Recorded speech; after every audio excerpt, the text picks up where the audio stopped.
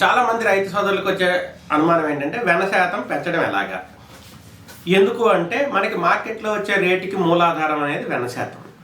ఎస్ఎన్ఎఫ్కి ప్రాముఖ్యత ఏంటి అంటే 8.5% ఎస్ఎన్ఎఫ్ ఉండాలి కనుక ఆవు పాలల్లో ఎస్ఎన్ఎఫ్ కనుక 0.1, 0.2% తగ్గితే దానికి కొంచెం రేటు తగ్గించడం జరుగుతుంది. 8 కన్నా దిగువన ఉంటే పాలు తిరస్కరించాలి. ఎందుకు అంటే అంతకన్నా తక్కువ ఉన్నట్టయితే ఆ పాలని మనం మార్కెట్కి పనికిరావు. ఒక డైరీ అనేది ప్యాకెట్లలో మార్కెట్లో అమ్ముతున్న డైరీ 8 కన్నా తక్కువ ఎస్ఎన్ఎఫ్ అన్న పాలు తీసుకుని వచ్చినట్టయితే అది మార్కెట్లో అమ్మడానికి కూడా తయారు వీళ్ళు చేసుకోలేరు. అదేవిధంగా గేదె పాలల్లో 9% ఎస్ఎన్ఎఫ్ ఉండాలి కనుక కొంచెం తగ్గినా 8.5% వరకు తీసుకుంటారు, కానీ 8.5% లోపల ఉన్న గేదె పాలని వాళ్ళు రిజెక్ట్ చేస్తారు.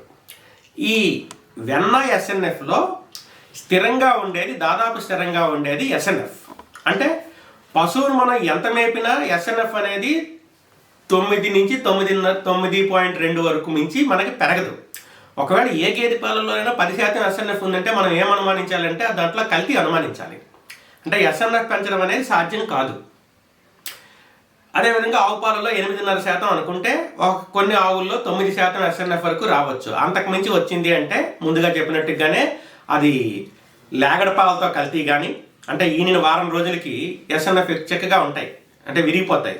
సో అటువంటి కల్తీ కానీ ఇతరత్ర కల్తీ కానీ మనం అనుమానించాలి. అంటే ఎస్ఎన్ఎఫ్ అనేది దాదాపుగా స్థిరంగా ఉంటుంది. ఈ వెన్న శాతం అనేది అత్యంత అస్థిరమైనది. అంటే ఉదయం ఉన్న వెన్న సాయంత్రం ఉండాలని రూల్ లేదు. ఈరోజు ఉన్న వెన్న శాతం రేపు ఉండాలని నియమం లేదు. అంటే ఈరోజు 7 వచ్చింది, రేపు 7.5 రావచ్చు.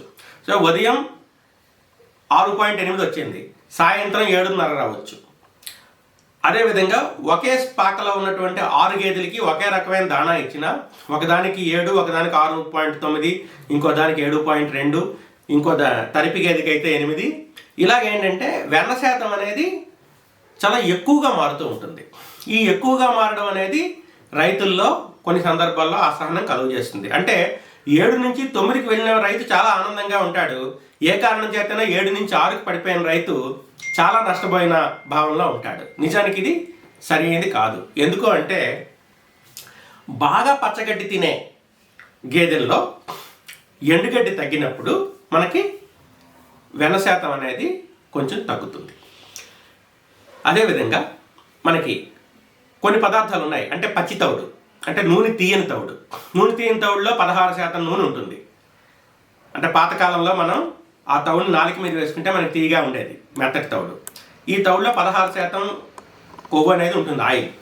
దాన్ని ఇప్పుడు మనం రైస్ బ్రాన్ ఆయిల్ కింద తీసి వంటకి మార్కెట్ చేస్తున్నారు. ఆ తీసేసిన తవుడిని మన వాళ్ళు పశువు దాణాకి అమ్ముతున్నారు. ఆ నూనె తీయని తవుడు కనుక ఎవరైనా సరే పశువులకి గేదెలకి మేపినట్టయితే దానిలో ఏమవుతుందంటే వెన్న శాతం 7 నుంచి 8, అంతకుముందు 7 వచ్చేదానికి ఒక అర కేజీ నుంచి కేజీ తవుడు కనుక పచ్చి తవుడు కనుక మేపినట్టయితే నూనె తీయింది, ఈ నూనె మన వెన్నకి కలుస్తుంది. సో దానివల్ల ఏం జరుగుతుందంటే మనకి అదేవిధంగా పత్తి గింజల నుంచి తీసిన చెక్కలో సుమారుగా 6 నుంచి 7% నూనె మిగిలిపోతుంది, అంటే గానుగులో తీసేటట్టయితే. ఇటువంటి నూనె మనకి పాల ద్వారా వెన్న ద్వారా వచ్చి వెన్న శాతం అనేది పెంచుతుంది. అదేవిధంగా ఎండుగడ్డి మేసే పశువుల్లో నెమరు వేసే స్వభావం పెరుగుతుంది. ఎందుకంటే ఎండుగడ్డి అనేది చూడ్డానికి గరుగ్గా ఉంటుంది. ఈ గరుకుదనం అనేది నెమరు వేసే తత్వాన్ని పెంచుతుంది. మెత్తగా ఉండే గడ్డి వల్ల నెమరు వేసే స్వభావం తగ్గుతుంది, నెమరు వేసే అవసరం తగ్గుతుంది. అంటే పశువు నెమరు ఎందుకు వేస్తుంది అంటే జీర్ణించేయడానికి. మెత్తగా ఉన్న గడ్డి తొందరగా జీర్ణం అవుతుంది కనుక ఎక్కువసేపు నెమరు వేయక్కర్లేదు. ఈ నెమరు వేసే కొద్దీ వెన్న శాతం అనేది కొద్దిగా పెరుగుతుంది. అంటే పూర్తి పచ్చగడ్డి మీద ఉన్న గేదె మనకి 7% వెన్న ఇచ్చినట్టయితే అటువంటి గేదెకి మనం 2-3 కేజీల ఎండుగడ్డి కనుక అదనంగా ఇచ్చినట్టయితే దీని వెన్న శాతం ఒక 0.5% వరకు పెరగవచ్చు. అంటే 7 నుంచి 7.5% వరకు పెరగవచ్చు. దీనివల్ల పాల రేటు లీటర్కి 4 నుంచి 5 రూపాయలు వాళ్ళు ఇచ్చే ధరని బట్టి మనకి పెరుగుతూ ఉంటుంది.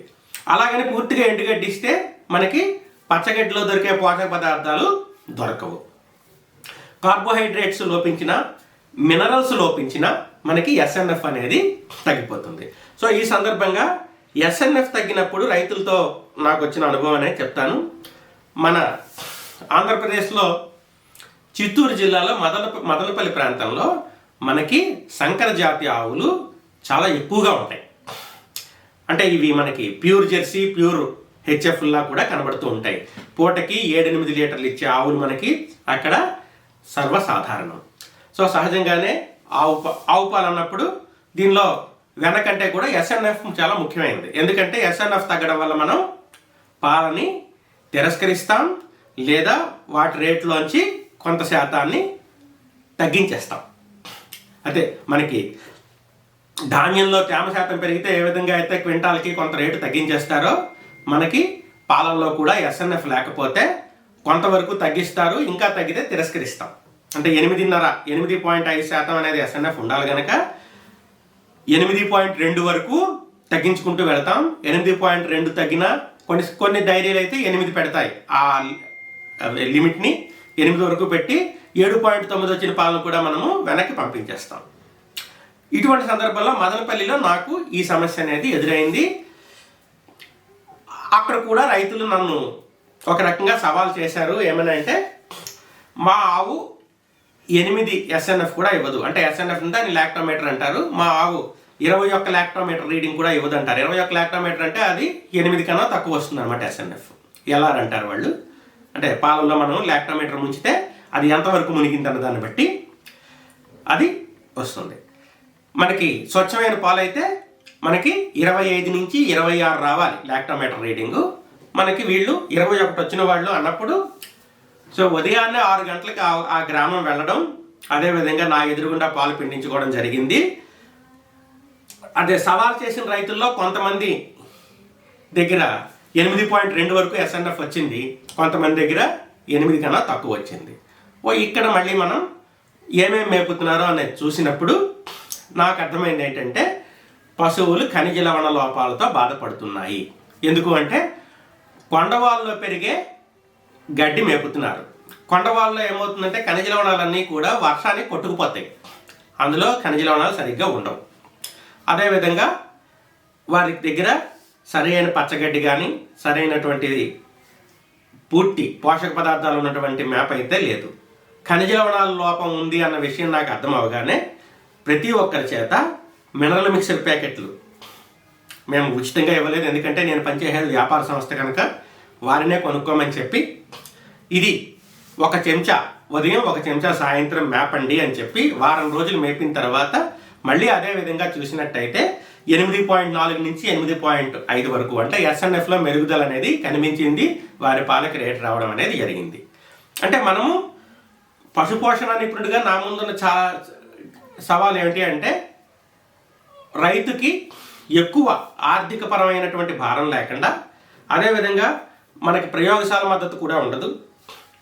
అంటే పశువు రక్తం తీసుకెళ్ళి ఇందులో కాల్షియం ఎంత ఉంది, ఫాస్ఫరస్ ఎంత ఉంది, ఇటువంటివన్నిటిని చూసే అంత వ్యవధి ఉండదు.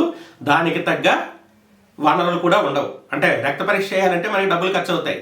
ఈ డబ్బులు మనకి ఎవరు అక్కడ ఇవ్వరు. అటువంటప్పుడు మన యొక్క అనుభవాన్ని, మన యొక్క పరిజ్ఞానాన్ని వాడి రైతుతో ఓపికగా కూర్చొని ఆ విధంగా చేయించాలి. ఇంకొక ముఖ్యమైనది ఏంటంటే, రైతుకు ఒక సలహా ఇవ్వడం తేలిక, బట్ ఆ సలహాకి అనుకోకుండా 10 నుంచి 20 రూపాయలు రోజుకి ఖర్చు అయినప్పుడు ఈ డబ్బులు మనకు చాలా సందర్భాల్లో ప్రత్యేకించి ఎవరు ఇవ్వరు.